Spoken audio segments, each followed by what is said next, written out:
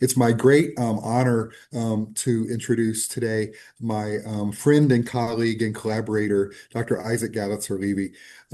We were joking ahead of time. I could use up all of Isaac's time talking about some personal stories as well as some fun tidbits, but we'll keep it to the science for the bit of time we have today. So Dr. Galatzer-Levy is a clinical psychologist and senior staff research scientist at Google Mind. And Isaac develops AI tools to transform mental health assessment and care. He serves as an adjunct, also serves as an adjunct assistant professor of psychiatry at NYU Grossman School of Medicine. His research focuses on trauma, resilience, and the use of machine learning and digital biomarkers to predict mental health outcomes.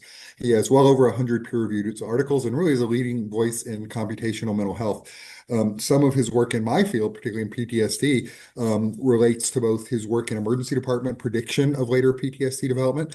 And really, he was probably one of the first voices in really thinking about how do we use digital tools to move away from our current nosology in psychiatry, with really a very highly cited landmark paper that with our current DSM diagnosis, ways of diagnosing PTSD, you can, I don't remember how many hundreds of thousands of subtypes of PTSD you came up with there, Isaac, but really pointing out that we've got to do things differently, and thus we've got to use these new technological tools for diagnosis and treatment. So really look forward to hearing Isaac today, and we'll also then look forward to moderating the discussion. And he'll be talking about meaning and measurement psychometrics in the era of Gen AI. Take it away, Isaac, and thanks so much for doing this for us today.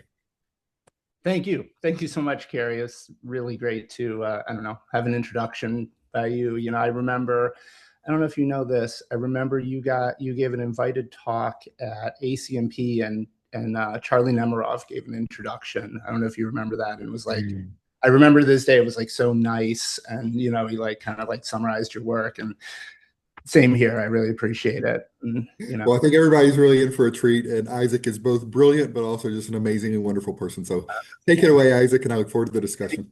Thank you so much. So let me see if I can share my screen. Yeah. Am I sharing it?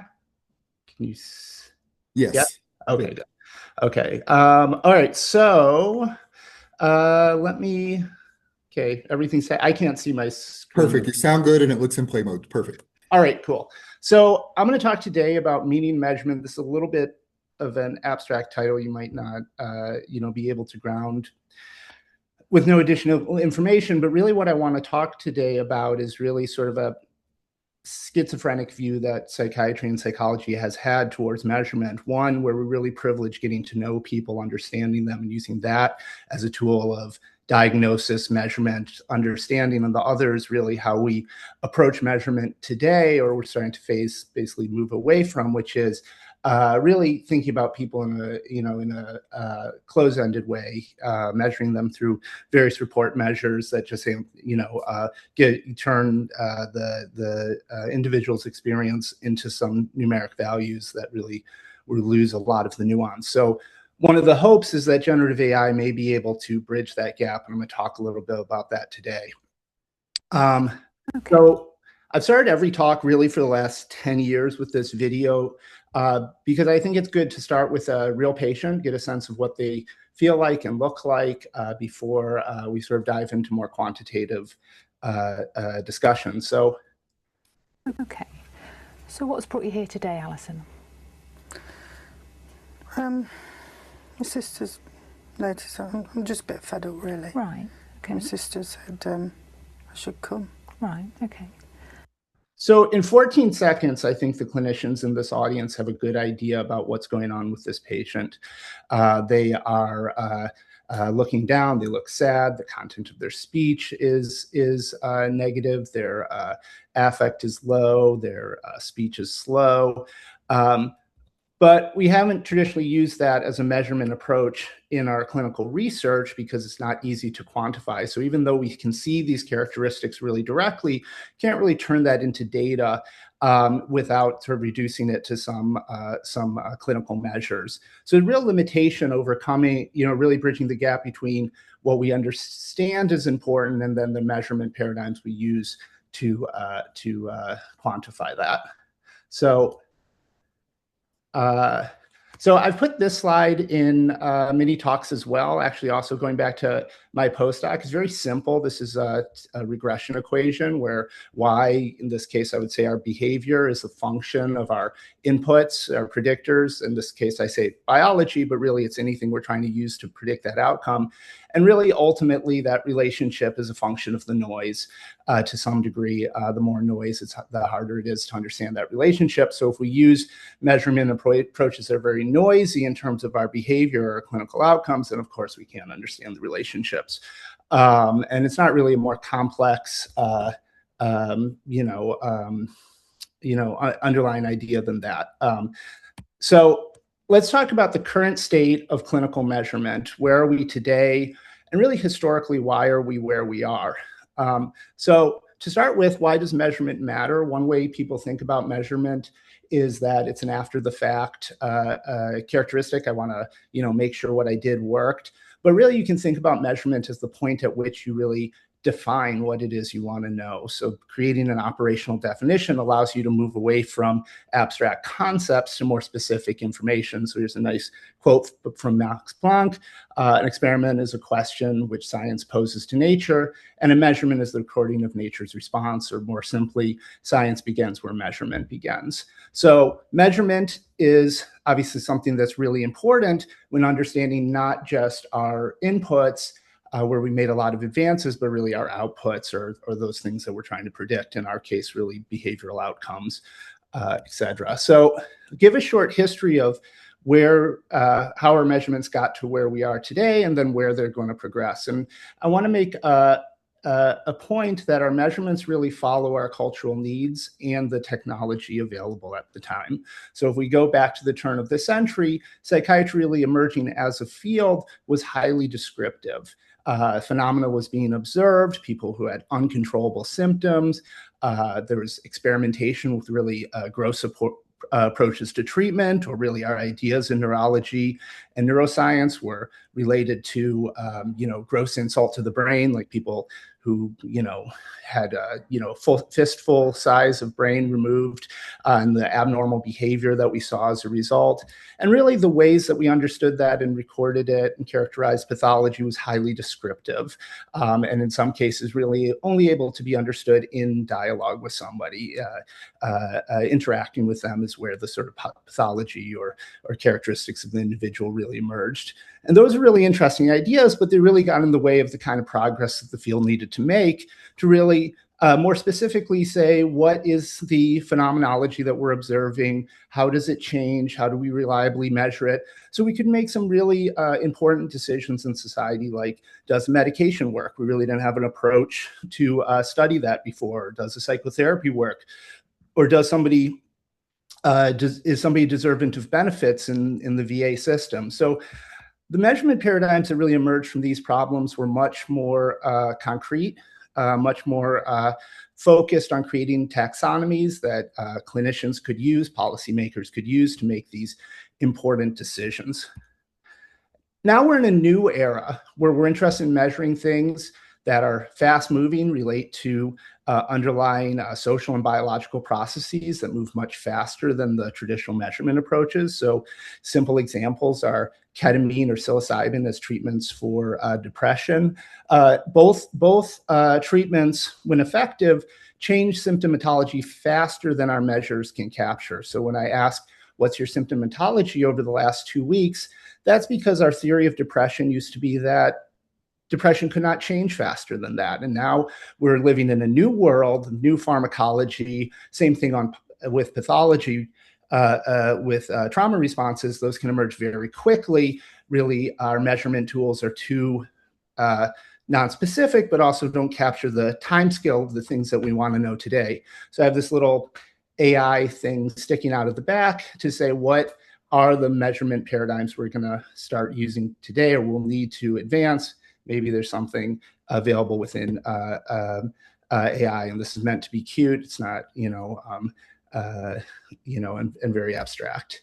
So what are the steps we use today to develop measurement paradigms? How do we measure clinical functioning or behavior today using traditional scales? How are those developed?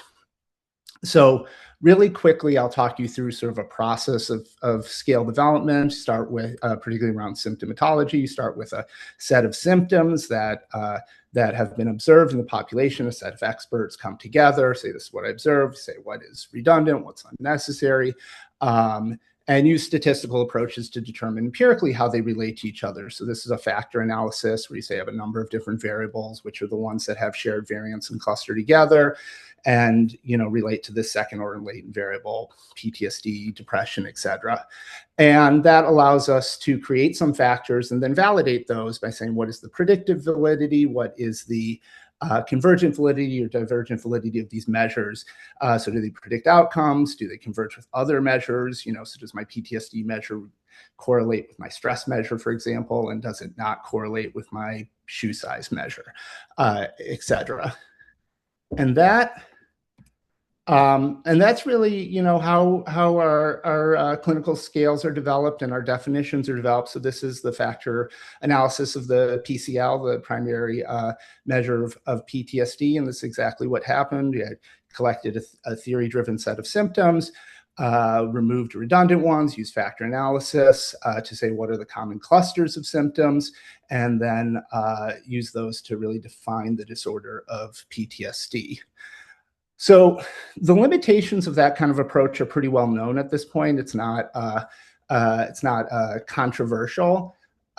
So how do we? So what are the types of advances that are occurring that allow us to move beyond those traditional approaches? So digital phenotyping is an area that has, or at least a term that has rapidly emerged to talk about how do we measure behavioral characteristics or physiological characteristics really in real time. So technologies like smartphones or wearables have allowed us to measure those behaviors or those physiology as fast as they occur, which is really pretty interesting because there's sort of no loss of information using digital measures. So that has a lot of value when we're asking questions like, what is the response to a medication? What is the response to a stressor? How is somebody recovering or functioning in the real world? And so parameters like facial features, vocal acoustics, gross movement itself are ones that I've been particularly interested in, but wearable information that was just discussed before, like sleep parameters or heart rate, represent other parameters that are all capturable now through remote devices in a way we couldn't do even 10 years ago in our research. So I want to give some really simple examples of things we would be interested in, but hard to capture through observation alone, through quantifying it directly. This is an example through clinical measurements. This is an example. Colleague of mine from a lab I worked in a couple of years ago, Kerry, what we're doing is we're measuring her eye blinks. So eye blinks are an important characteristic we measure in a lot of clinical contexts, like as a marker of dementia, but also stress. We use these to measure eye blink startle in stress paradigms. But if I ask somebody to count blinks or their intensity in real time, that would be more or less an impossible task. So even though we have phenomenology that we know is important, we don't really have robust ways to capture that information. And so this is a real promise of digital measurement, is that we can capture that information very directly and we can do much more fine-grained understanding of mechanisms or response to treatment, et cetera. I won't share with you this video again. So there's a lot of phenomena like that actually is really hard to quantify, but hard to quantify through observation or self-report, but is easy to capture using such digital signals. So this is an example. This is Muhammad Ali giving a talk about the Rumble in the Jungle, which is a famous match he fought against George Foreman.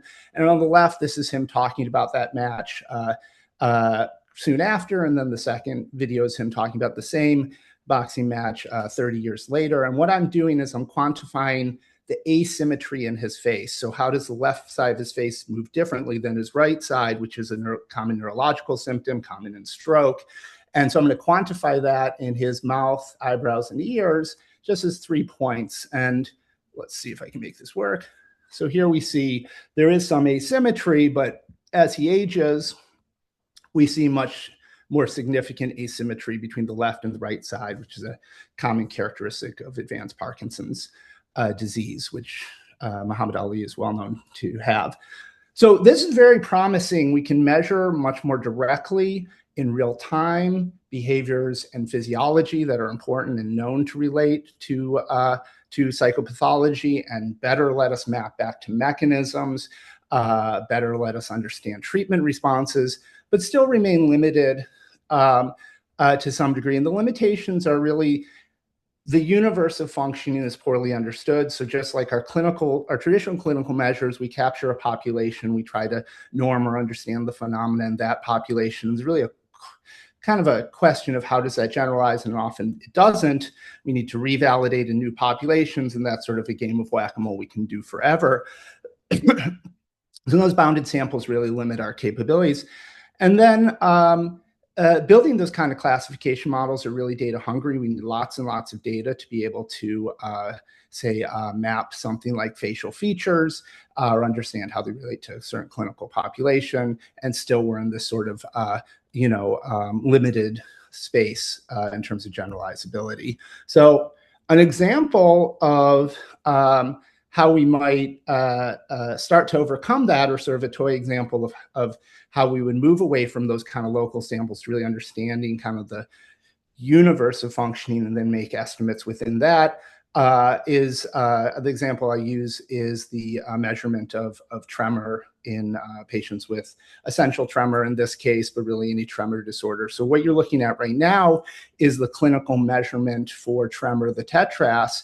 And as you can see, there's a number of ridiculous things clinicians are asked to assess, like how much is the head moving in centimeters by observing them, how much are the upper and lower limbs moving in centimeters. So if there's anyone here who feels really confident that they can differentiate 5 to 10 centimeters from greater than 20 centimeters or 1 to 3 centimeters, please let me know. But I think that those are real challenges to sit and observe.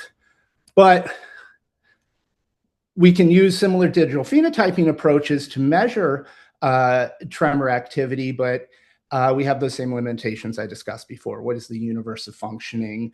How would I build such a model without an enormous amount of data? So in this case, what me and my colleagues did, I'll give an example, is use optical flow, which is a way of measuring changes or movement by looking at the displacement in color from one frame to the next. So I'll give you a very simple example. This is my colleague, Ryan. He's going to start moving one of his arms or one of his hands, and you'll see that the color changes as he goes. Let's see, we're almost there. Yeah, there you go. So he starts moving his hand, and we can see the color changes. And maybe we can use that kind of method to then measure tremor directly. Let me click on this woman. So this is a real patient with essential tremor. So could we use those same modeling approaches? Now, the limitation we have is really we need a lot of data to achieve that, and we really need to know what is the range of functioning. So what we did in this case to really capture the universe of functioning, or the range of possibilities in sort of the world of tremor, is to experimentally induce tremor by putting different hertz through the hand to cause shaking. We know the range of electrical activity in tremor, so we really create that whole range, and then we can use a set of methods to capture that information and then really reduce it, a process called encoding, where we can reduce that to low dimensionality and then compare that to this distribution that we've created. So that really allows us to really shrink down the samples by defining the distribution itself and then comparing. So what you're looking at on the right is actually a projection of that information. So what is it that's being observed? So by doing so, we can go backwards and create those clinical measurements. So what you're going to look at here is a woman with Parkinson's disease who has significant tremor, and and what we're doing is we're measuring her hand movement one day to the next. She has an implant which allows her to, in effect, turn on and off her symptomatology. And what you look at is an estimate of her tremor, but also an estimate of that TETRAS score. For 10 seconds. I will let you know when you can stop. So this is done over a smartphone in her home. And as you can see, she tremors quite a bit, and her score is quite moderate to severe. In this same Here she position is the for next 10 day. seconds. I will let you know when you can stop. So this woman is alive and she's moving. So there's some movement, but as we can see, her score is really flat because we've been able to create a measure of that tremor and then go backwards to the measurement or the clinical measurement itself. So this idea that I can really capture the distribution or sort of the world of that characteristic is a really important one to be able to reduce the amount of data and produce something that's much more generalizable. So this really gets us into the concept, which I'll explore a little bit, of world models. If I can define a world of functioning or characteristics generally, then I can go and answer in a specific case. So here is my son scooting around Brooklyn.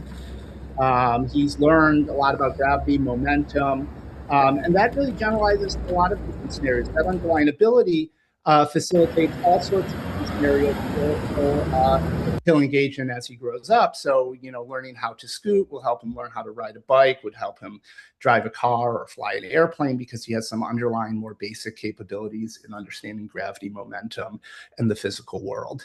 So could generative measurement or the use of generative tools, GenAI, language models or multimodal vision models really allow us to start with a more general understanding of the world and then shrink down to ask our very specific questions? So I'll give you 30 seconds on how LLMs work and how generative models work. So instead of training on a very specific outcome, like what are my set of variables that predict PTSD or classify some disorder or classify who's going to buy this shoe or that shoe, what I'm going to do is I'm going to learn a lot of basic relationships. What are the relationships between all the words that I can observe? What are, what's the difference between just or the? We can, in effect, create a universe of what is the relationship so that we can make simple predictions based on missing information.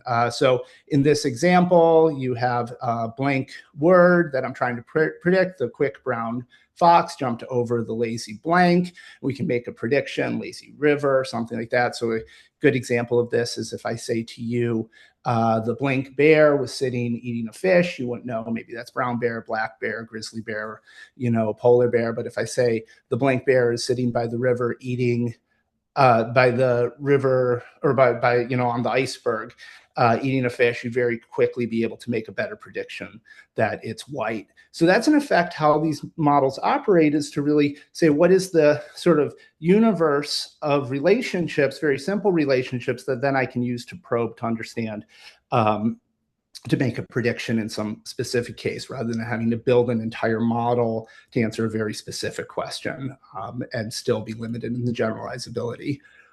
So these models, large language models, generative models, you can think of very high parameter models that can solve lots and lots of different problems.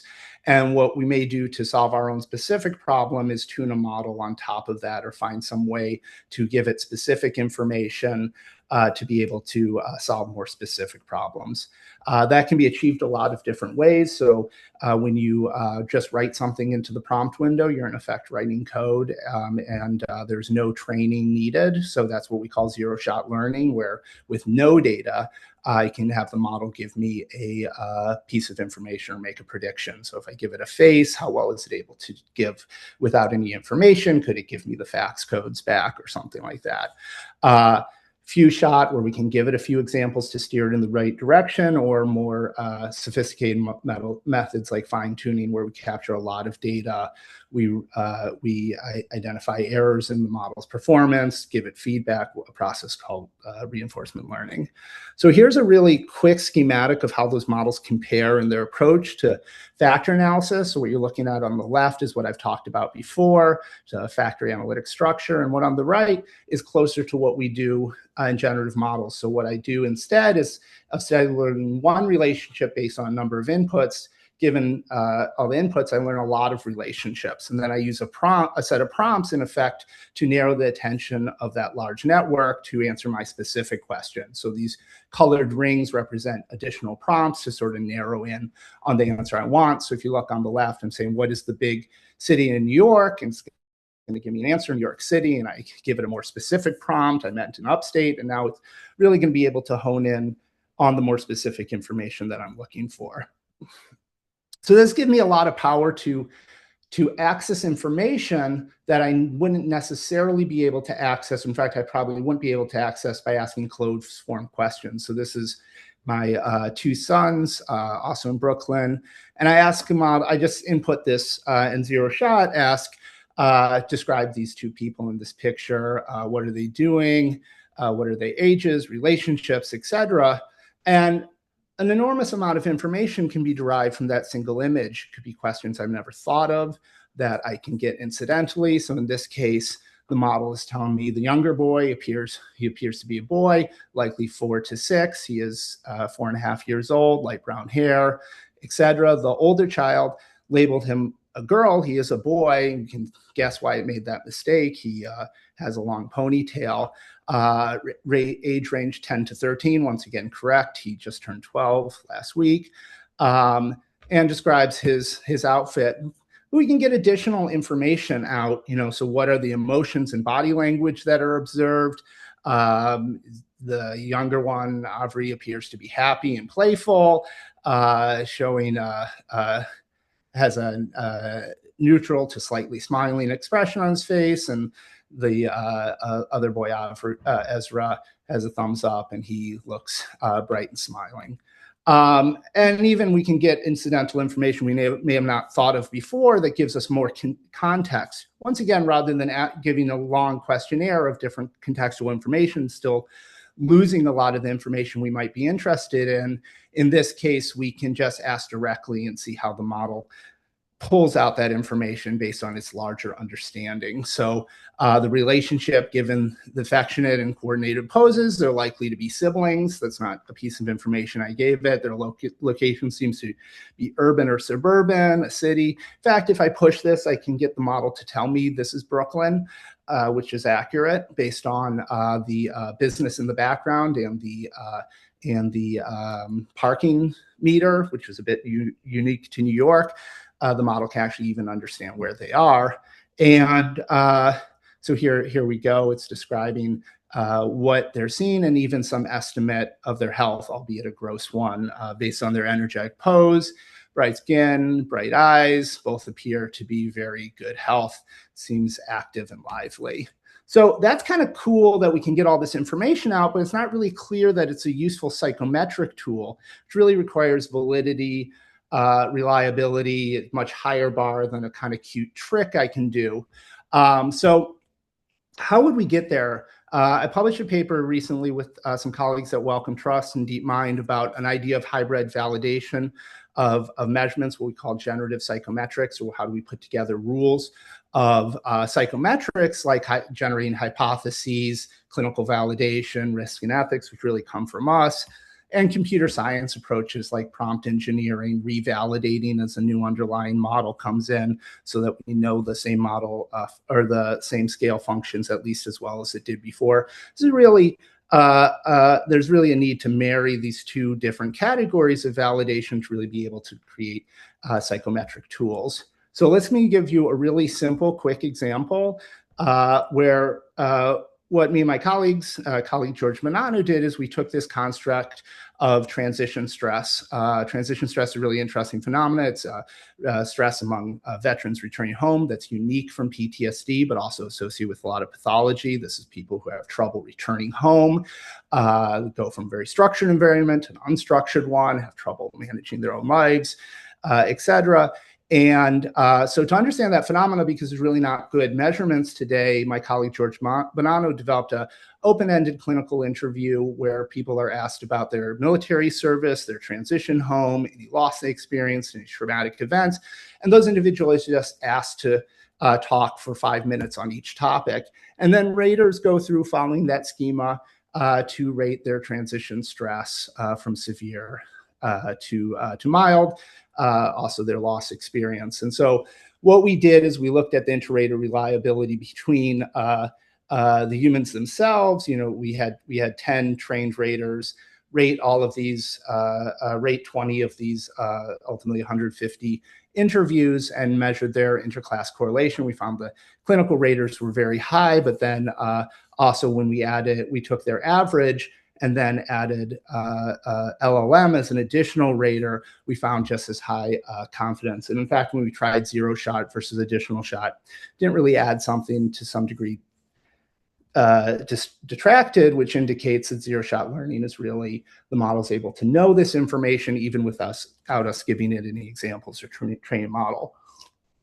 In terms of external validation, we can then look at the relationship between those and clinical measures. So this is human raters, their association with various symptomatology, but also coping abilities. So the red one you see is positive coping, see a negative relationship.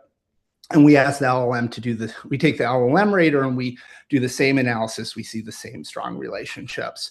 So this really indicates you can take LLM and really have it interpret really qualitative information and capture reliable quantitative information. But there's an additional benefit that's a step further, which is once I've gone from qualitative information to quantitative information, I can answer new qualitative questions I couldn't ask before, because I can really search this source of data in a much more robust way. So splitting people by low distress and high distress on their transition stress, we can generate new information we didn't have before that was latent in these conversations. So what we see are differentiators, probably not a surprise, but are discovered via the LLM, are different behavioral strategies. So people who do well, have low transition stress, are ones that have plans and seek out employment or benefits before they leave military service rather than after they do. They tend to have closer relationships with other soldiers and family members when they return, rather than ones who feel isolated from other veterans. So these are pieces of information we know generally, but we can extract all of that from one interview, and we're not limited by the set of questionnaires that we gave the model. So I want to really quickly talk about some of the risks of generative measurement. People are really familiar with the ethical risk, societal risks of AI, or at least there's a lot of debate. But I want to point out a different set of risks. It's really risk in the model's ability to reason and understand the world. So right now you have models that make predictions, predictions based on the information they've seen, given a set of words, what's the next word? And that can often be confused with reasoning or understanding. Models have, ultimately intrinsic deficits in their abilities. So going back to this picture, I actually overlaid the original picture because when I ask a model to generate that image over and over, we'll see this is a prediction of the outcome, but it's not perfect. It's off. You can see the relationship, but if my kids looked like that, I'd have a hard time. So an example of this is the clock drawing task, an example of the model's really deficits in reasoning. Everybody's familiar with the clock drawing task. I ask you to draw a clock with the hands at 9:10. What you're looking at on the right are various models attempting to do that.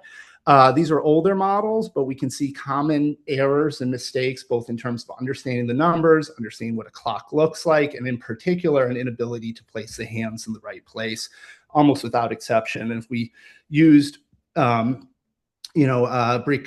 brief cognitive assessment, we would see that these models, if they were individuals, be significantly impaired. And this isn't an old problem.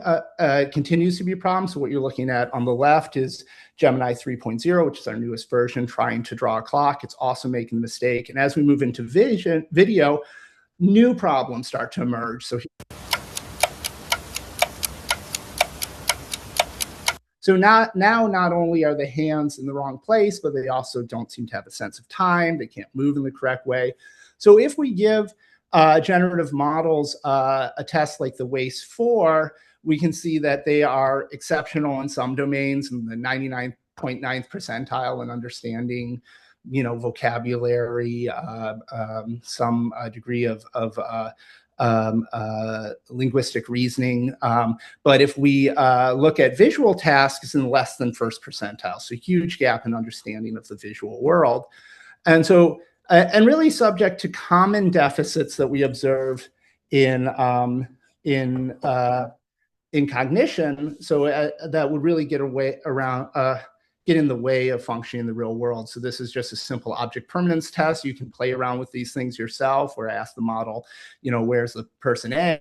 And it says, okay, he's located to the left of the gray box. And in the same context window, I say, okay, where is he now? Absolutely no way I could know where he's located. Same here, where I say, okay, look from left to right. What is this object doing? The model understands it's moving in that direction, but I ask you, what is the prediction of the next likely move? Which probably be acceptable to say, A or C, because maybe it's moving down a trajectory, or maybe it goes straight. But the selection it makes is D, where it's in effect moving backwards. Similarly, things like conservation, understanding the relationships between objects and their capabilities. So here's classic, how much liquid can this cylinder hold? The model from plausible to increasingly unlikely, and the model consistently says that the shorter one can hold more liquid because it has a larger radius. The one on the right, we can see we could just fit in the one in the left, and but still the model can't understand that. So I'm going to stop there and go over to questions, see if anybody wants to know anything. All right, let me stop sharing and see. Well, right. terrific, Isaac. That was beautiful. What an exciting field we're in right now. So thank you for all those examples and for helping us think about so many of these. Got a lot of questions, and I'll get started, but encourage people to put questions in the Q&A or the chat. So again, thanks for joining us, Isaac, and giving us that whirlwind tour of really how far the field has come so quickly. I guess I'll start with my question of related to clinical validity or validation. I think, back to sort of what I alluded to at the beginning, we know that our current nosology doesn't capture the subtypes of biology that exist in psychiatry, and we're really, they just really grow from humanity over the last couple hundred years, sort of clustering together in our own way, these different types of symptoms. But over and over again, with most of our training of computational models, we still use as the gold standard our DSM nosology or ICD-10 nosology. So how do we get around this problem of we don't really know how nature is carved at the joints, to borrow a phrase, to say what is the ground truth of how behavior or other kinds of quantitative metrics best map onto biology to help us with our diagnostics and treatments? Yeah, so I'm going to give an unsatisfactory answer because I think this is like really the struggle our field has right now, right? There's sort of, when I first started, giving talks like this, Kerry, there was a lot of like ambivalence, maybe the DSM's good, maybe these scales are good, et cetera. Now I don't think anybody really thinks that, but knowing a problem isn't the same as knowing the solution. Yeah, we don't know what to replace it with. We just know right, exactly. And as long as we're using those outcomes to train against, where to some degree it's old wine in new bottles, right? And there's only so far you can get, once again, because of that noise. I don't have a great answer except to say maybe what we need to be predicting is more basic behavior. So like the example of eye blink startle, which we studied quite a bit and has relationships to underlying biology, and really particularly as those relate to treatment responses, right? So I think indexing on what changes is not something we do so much. So in animal models, we do that a lot. It's really cool. Like you and I have done, I've piggybacked on your data to say, okay, if we do a manipulation, do we see a direct change in learning and memory or behavioral patterns? And we don't really do that in humans because we say, okay, we need this like higher level of abstraction. But maybe we don't need that anymore. Maybe that's something we needed when you did need a nosology, right? You wanted to say, does this guy deserve benefits in the VA? I need a nosology, I need a category. Maybe we kind of don't need that anymore because we've advanced both in our understanding of the biology radically, but also in terms of the behavior. So yeah, I think that's great. Cheryl Corcoran's jumping into the conversation. Thanks for a great comment. So I'll read her comment out loud and maybe you can comment on it as well. So Cheryl says her opinion is that we have to actually quantify and measure features in both language and behavior, for example, using parts of speech and language or face action units and face expression. And some of the problems with the GLMs is that it's hard to test a null hypothesis. Any thoughts about that insightful perspective? Yeah, so I totally agree. We need, once again, going back to the clinician, we don't privilege one source of information, and we almost don't treat it like a measurement because it's so intuitive. So going back to Darwin, the point of facial emotion is a communication. That's why it exists, is to communicate information. Same thing with our vocal parameters. So they're very accessible information because they're meant to be communicable, but also together. They function together to give me more information. So Zoom can be a little off-putting because I actually lose a lot of information, as a result. So there's no question multimodality is the direction things have to go. But once again, we've had the same problem, which is how do I train a multimodal model? Same thing with, genetics is a great example, right? Nobody thinks single SNP work is as meaningful, but now I have so many relationships. How would I actually, so my theory says this all matters. My empirical ability is over here. So maybe that's something changes as we have these models. It's just understand general relationships that then I can search in on. Yeah, very cool.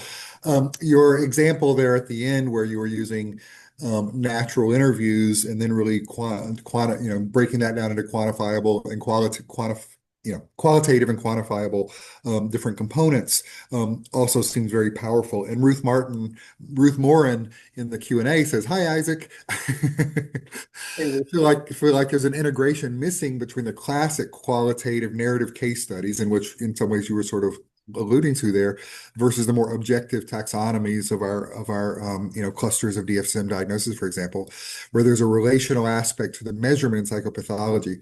She wonders if there's a unique opportunity with large language models to capture this based on the observable attunement between the user and the model in a clinical interview, the meta process use of outside more structured assessments, time of use, language use.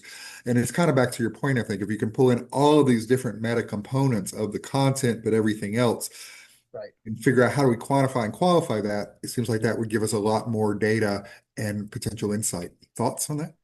Yeah, so I would say two things. One is, I don't have to argue context is important. Just context has been very, very hard to measure. So even what is a trauma has been really, really hard to define. And so, as I showed in those examples, you need a lot of just contextual information if you're looking for it. And this really does matter. On the other side, developing things like LLMs that interact with people through coaching or therapy, if you just use the information without deriving in contextual variables, it actually, the interaction is really pretty lousy. So it's sort of like it shows how important contextual information is to understand the experience you're having. I do think there's a separate question in there, Ruth, which I also want to speak to, which is what can we learn not by asking somebody questions as if they're an individual on their own, rather than understanding them in relation to someone else. So that's what happens in therapy, but also like kind of traditional assessment, that the only way I really know you is interacting with you. And we moved away. And so, in the JAMA paper we wrote, I'm proud to say it's probably the first citation of Harry Stack Sullivan in JAMA Psych in probably like 25 years. But I love Harry Stack Sullivan. Like he really had this idea that, he wrote about the clinical interview where you sit with somebody, understand them. And even he had the idea that there is no person by themselves. It doesn't even make sense. I had a clinical professor who I never really liked, but he said one really smart thing, which was the history of psychology would be different if we would have put 2 rats in that maze rather than 1, right? So I think it really does open up this new avenue, and I don't know how that'll fit with our existing taxonomies, where just understanding people relationally and using that once again as a data source is really cool, because it opens up something we all believe in, but we've treated as subjective and not accessible. Right. Yeah, that's great. And maybe I'll make a final plug and get your thoughts on, think of that. I think of some of the work where people have, recorded 2 people in scanners at the same time, for example, having a conversation or having a relationship.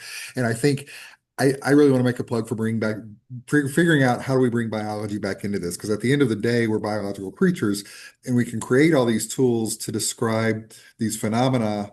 But if we're not bringing it back into the biology, whether it be our biomarkers of the brain, of the body, or whatever, we also have at risk for overfitting into something that doesn't really map onto biology and thus not necessarily helping us that much with novel treatment targets. And any thought about how we do that better? Oh, yeah. So I'll tell you, right now we think about generative models as a chatbot, basically. This is a way I can, and then we're kind of moving into this multimodality. I understand this video, it's audio as well. But really, an enormous amount of the payoff of these models have been biological, right? AlphaFold 3, the inventors won the Nobel Prize for that. Because really it just opened up a whole new world of what we can do and how we can interrogate biology. Now I can actually understand how proteins fold and then just test how compounds would bind to that in a way I could never, would have to just do, through brute force before. But our ability to actually think about multimodality, not just as these observable behaviors, but also layers of biology. Once again, you have this really cool opportunity to not say, oh, I've got 3 biological variables and I got 2 of these and that's my limit of my GLM. You can actually say not just holistically, what can I observe, but who is this? How does it change? And really, once again, in a really generalizable way that's built on not my captive sample, but a much larger, kind of world population. Awesome. So I'm psyched about it, Kerry. I think we're really early on it. I've been talking to Nikos about doing experiments. Well, thank you for an amazing talk and really fun discussion. There's still another 1 or 2 questions maybe you can answer offline in the chat. And we're out of time, so I'll pass it back to Rachel, but I think we can keep this conversation going. One of the most obvious biological problems we have in our field is dementia as the brain, as we have neurodegeneration. So we'll use that then to hand it over to Rachel for the next symposia on a framework for LLM and caregiver support in dementia. Thank you, Isaac. Thanks, guys. It's great.